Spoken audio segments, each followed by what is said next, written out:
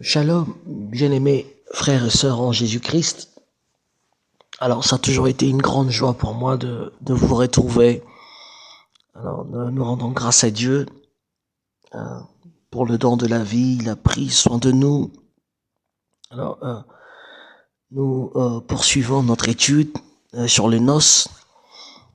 Alors, je sais pas si vous vous rappelez, nous sommes dans le livre, dans l'évangile de Yeshua, rapporté par Matthieu. Nous sommes dans le chapitre 22. Alors, la fois dernière, dans une autre vidéo, juste pour un rappel, alors j'avais dit à partir du j'avais dit que à partir du premier verset jusqu'au 7e verset, alors concernait les Juifs exclusivement. Alors nous savons que la première alliance, lors de la première alliance, Elohim, Dieu, était en alliance avec Israël. Donc l'alliance qui était conclue sur la montagne de Sinaï, tout ça. Alors aujourd'hui, par la grâce de Dieu, nous allons commencer à partir du 8e verset jusqu'au 14e verset, si le Seigneur nous permettra. Alors peut-être qu'on pourra conclure demain, mais du moins on va commencer à partir du 8e verset pour prendre quelques versets jusqu'en bas. Et donc voilà, je vais faire la lecture au nom de Yeshua. Nous sommes dans Matthieu chapitre 22, le verset 8, parce que du 1er au 7e, vous pouvez voir l'autre vidéo déjà. Alors je lis au verset 8, il est écrit ceci: alors il dit à ses serviteurs, c'est le maître qui parle ici, alors il dit à ses serviteurs, les noces sont prêtes, mais les conviés n'en étaient pas dignes. Allez donc dans le carrefour et appelez aux noces tous ceux que vous trouverez. Les serviteurs allèrent dans le chemin, rassemblèrent tous ceux qu'ils trouvèrent, méchants et bons, et la salle des noces fut pleine de convives. Alors, on s'arrête d'abord là. Donc, quand ça va aux versets, nous allons voir cette idée. Alors, comme on avait vu la fois dernière, comme on avait dit que du premier verset jusqu'au 7, c'était les Juifs. Alors, lorsque les Juifs ont refusé, ils ont refusé de répondre à l'invitation d'Elohim, de Dieu. Alors, notre Dieu était obligé de se tourner maintenant vers le païen, vers les nations, vers le gentil, comme on nous appelle dans la parole. Et c'est pour cela nous allons voir que ici on nous parle de carrefour. Il est marqué ici, allez donc dans les carrefours. Ok, donc c'est Elohim, Dieu qui parle, c'est Dieu qui parle ici. Il dit à ses serviteurs, allez donc dans les carrefours. Alors, nous allons essayer un peu de voir cette idée du carrefour. Et d'abord, par définition, nous savons que le carrefour est un endroit où dans les villes et à la campagne se croisent plusieurs routes. Donc un carrefour, c'est un endroit où plusieurs routes se croisent, plusieurs rues. Alors dans un sens figuré, le carrefour est un lieu de rencontre, de culture, un lieu où se croisent, un lieu de rencontre où se croisent plusieurs peuples. Voyez-vous, frères et sœurs. Et nous allons prendre un verset rapidement, et un verset qui est connu de tous, parce que nous connaissons ce verset par cœur. Donc je parle nous sommes dans Jean chapitre 3, le verset 16, il nous est dit ceci: et car Dieu a tant aimé les mondes qu'il a donné son Fils unique, afin que quiconque croit en lui ne périsse point, mais qu'il ait la vie éternelle. Donc il faut souligner ici, Dieu a tant aimé les mondes. On nous parle du monde. Ici on ne parle pas d'Israël. Parce que lorsqu'on parle d'Israël, on voit un point dans le globe. On voit un certain coin dans le globe. Mais ici, on nous dit, Dieu a tant aimé les mondes. C'est-à-dire le monde dans sa globalité. Alors nous sommes tous nous sommes inclus maintenant, voyez-vous, frères et sœurs. Et la parole dit qu'il a donné son Fils. Donc Dieu il va offrir son Fils comme un don. Et il est dit afin que quiconque, j'aime beaucoup cette dernière phrase, il est dit que afin que quiconque croit en lui, afin que quiconque. Donc maintenant, il s'agit plus que des Juifs. Il s'agit maintenant que quiconque, c'est-à-dire chacun individuellement, chacun de nous, chaque personne peut ou ne pas prendre le don que Dieu nous offre. Chacun de nous est libre de prendre ce don ou de refuser de prendre ce don. Donc ici, il s'agit plus d'Israël, il s'agit plus seulement d'Israël. Il s'agit ici, nous voyons que nous avons affaire ici à un appel qui est plus large. Donc Dieu a tant aimé les mondes, c'est pour cela qu'on nous parle du monde, c'est-à-dire le monde dans sa globalité. Et donc dans ce verset, il y a aussi l'annonce de la nouvelle alliance par notre Seigneur Yeshua au peuple du dehors. Alors c'est la nouvelle l'alliance qui s'annonce ici. Donc au peuple de rue, peuple qui vivait dans les ténèbres. Donc c'est la promesse de l'Église. Et ecclésia, Église, c'est ecclésia en grec. Et par définition, ecclésia signifie ceux qui sont invités, ou plutôt ceux qui sont appelés à sortir d'eux. C'est ça l'Église, ecclésia, ecclésia, ceux qui sont invités ou ceux qui sont appelés à sortir d'eux. C'est-à-dire, pour faire partie de l'Église, il faut d'abord sortir d'un système. Il faut d'abord sortir de vieilles traditions. Il faut sortir j'ai toujours dit, sortir moi quand je vois sortir je vois l'Égypte, Misraïm en hébreu, parce que Israël est devenu véritablement un peuple lorsque Israël est sorti de l'Égypte. Donc même pour l'Église, c'est la même chose, bien aimés frères et sœurs. On ne peut pas être dans l'Église tout en restant dans le monde. Il faut d'abord sortir du monde. Parce que le monde, c'est Misraïm, c'est l'Égypte. C'est le pays de l'étroitesse, pays des limites. Il faut sortir de limites. Et limites de la pensée. Et pour rentrer, pour faire partir de l'Église. Donc c'est un peu ça l'idée, et bien aimés frères et sœurs en Jésus-Christ. Alors, frères et sœurs, nous allons voir que, contrairement au peuple juif, mais contrairement à Israël, l'Église ne forme pas un groupe. Oui. C'est-à-dire, je m'explique, je dois m'expliquer. Il faut que je fournisse quelques explications. C'est-à-dire, Dieu a conclu la première alliance avec le peuple Israël, nous le savons. Maintenant, pour ceux de nations, notre appel n'est pas collectif. Oui, c'est vrai que dans l'ecclésia, dans l'église, forme l'assemblée, nous sommes dans ce qu'on appelle l'assemblée de saints.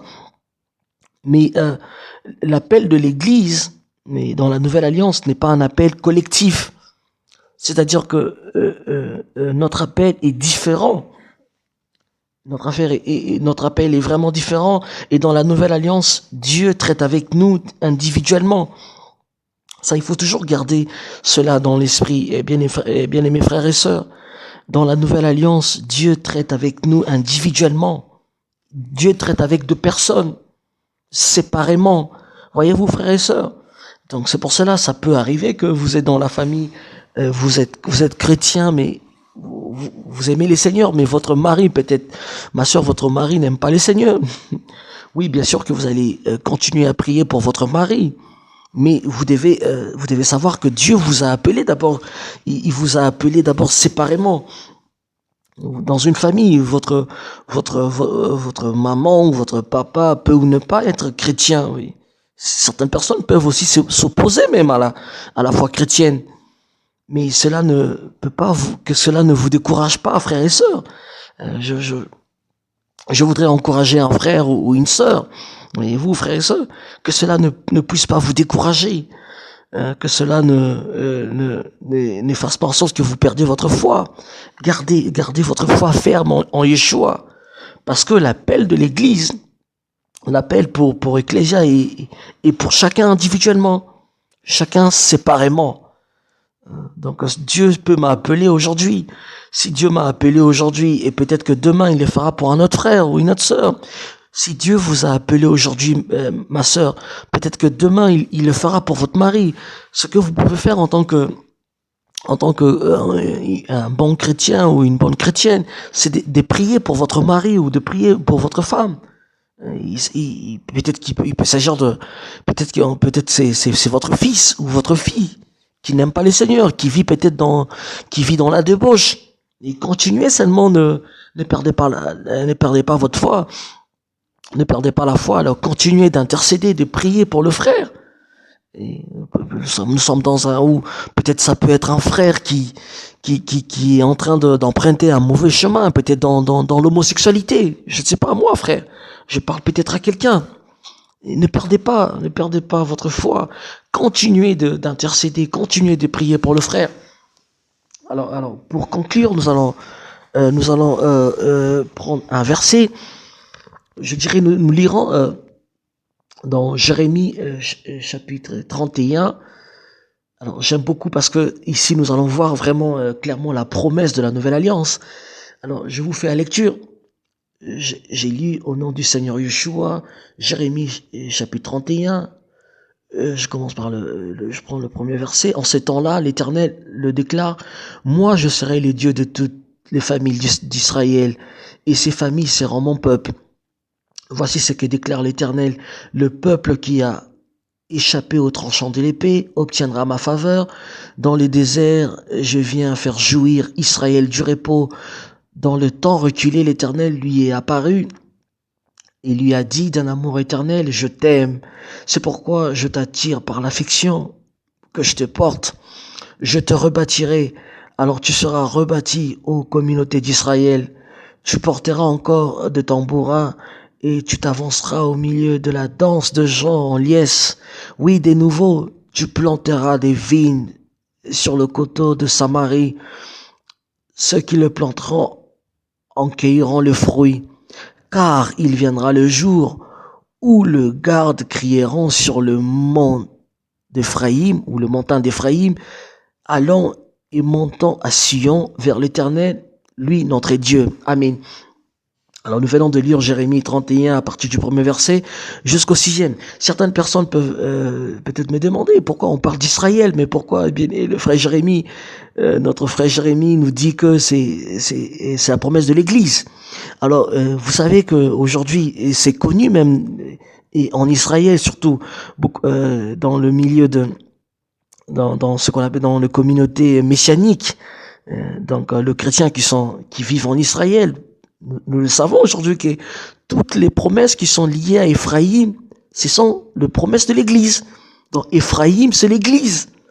Alors je pense que je pourrais peut-être revenir, bien aimés frères, dans d'autres vidéos pour le montrer, parce qu'aujourd'hui, ce n'est plus un secret, même en Israël. Beaucoup de gens, beaucoup de frères et sœurs le savent déjà, que toutes les promesses qui sont pour Éphraïm, ce sont les promesses de l'Église. C'est pour cela, vous voyez, le verset se termine par: car il viendra le jour où le garde crieront sur le montagne d'Éphraïm, allons et montons à Sion vers l'Éternel, lui notre Dieu.